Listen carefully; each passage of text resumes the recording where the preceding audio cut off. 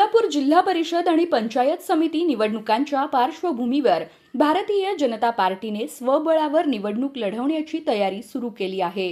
यासाठी सोलापूर शहर जिल्हा भाजप कार्यालयात गेल्या 2 दिवसांपासून इच्छुक उमेदवारांच्या मुलाखती सुरू असून त्यामुळे जिल्ह्यात राजकीय हालचालींना वेग आला आहे।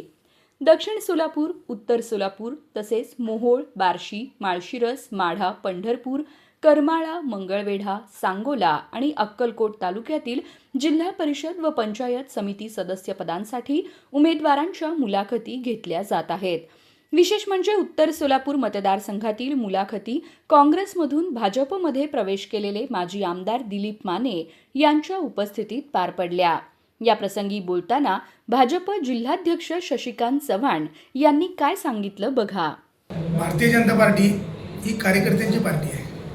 या निवडणुका कार्यकर्त्यांच्या आहेत। त्यामुळं भारतीय जनता पार्टीचे कार्यकर्त्यांची फार मोठी फळी आहे, फार मोठी फौज आहे। या नगरपालिका, महानगरपालिका या निवडणुकीनंतर आम्ही आता जिल्हा परिषद पंचायत समितीला सामोरं जातोय।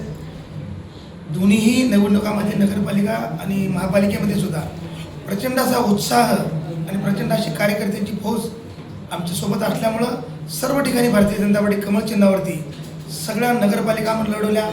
चांगल्या मतांना आम्ही निवडून आलो। 31 नगरपालिका आमच्या जुन्या होत्या, आता त्या 131 झाल्या। 100 नगरसेवकामध्ये आम्ही ग्रोथ केली।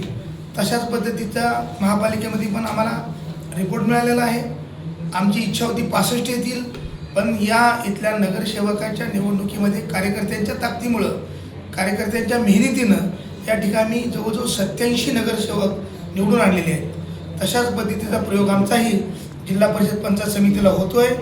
या ठिकाणी कार्यकर्त्यांची प्रचंड अशी इच्छाशक्ती असल्यामुळं सर्व ठिकाणातून आम्हाला ज्या ठिकाणी एक जागा आहे त्या ठिकाणी 10 ते 12 अशा इच्छुकांच्या मुलाखती आम्ही घेतोय। म्हणजे सर्व जिल्ह्यातून भारतीय जनता पार्टी कमळ चिन्हासाठी प्रचंड असा प्रतिसाद आम्हाला मिळतोय आणि याही ठिकाणी झेडपी आणि पंचायत समिती भारतीय जनता पार्टी 100% ताकदीनं पुढे येईल। या झेडपीमध्ये भाजपचा झेंडा नक्कीच फडकवेल।